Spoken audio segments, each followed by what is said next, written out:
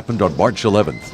First, Japan shook violently from an earthquake, now called the most powerful ever to hit that country. Then, immediately after, a tsunami smashed what the earthquake had not destroyed. And in the path of both was the Fukushima nuclear power plant on the Pacific coast, north of Tokyo. The dual disasters knocked out electric power at Fukushima, power needed to maintain safe cooling levels for the plant's multiple nuclear reactors. Despite emergency efforts, temperatures in the reactor cores rose to dangerous levels. And then, the worst happened. A day after the earthquake and tsunami, the building housing one of Fukushima's reactors exploded. 2 days later, another reactor building was shattered by a blast. And a day after that, yet another explosion tore apart a third reactor building. The end result was the release of dangerous nuclear radiation, which continues at varying levels today. Japanese officials evacuated a wide zone around Fukushima. Nearly 500,000 people had to leave their homes. At numerous sites near the plant, people were and still are screened for radiation, which was also detected in places far from the scene.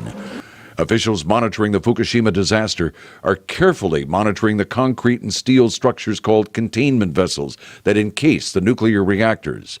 These containment vessels are designed to prevent radiation from escaping. There are concerns that at least one of the vessels at Fukushima may have been breached.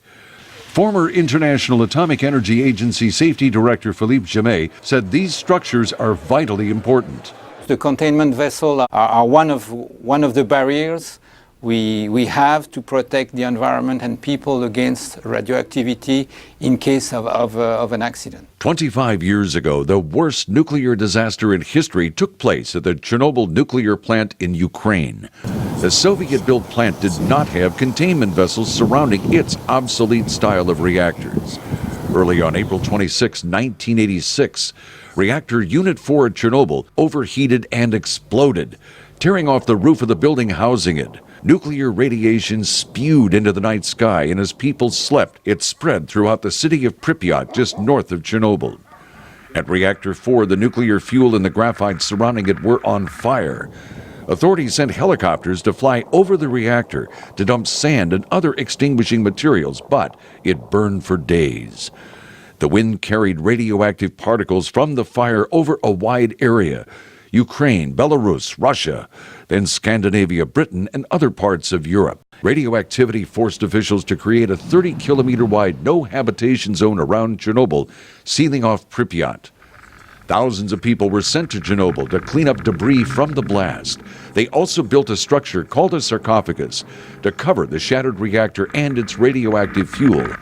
Pripyat is now a dead city. Homes, schoolrooms, playgrounds, and other places are crumbling as wild nature reclaims the land. Pripyat once had some 50,000 residents. Now they are gone, perhaps forever. Only the artifacts of their lives remain behind, rotting to dust. The Soviet government said at least 31 fatalities at the Chernobyl plant were directly linked to the reactor explosion. The World Health Organization says in all, Chernobyl could result in 4,000 fatalities from cancer and other radiation-linked causes. 7 years before Chernobyl, on March 28, 1979, the critical need for reactor containment vessels was proven at the 3 Mile Island nuclear power plant in the eastern U.S. state of Pennsylvania. A loss of reactor cooling water caused a partial meltdown of the nuclear fuel in the plant's Unit 2. But the containment vessel remained intact and shielded the environment from the damaged core. The 3 Mile Island incident compelled the U.S. nuclear power industry to significantly toughen safety and operating standards.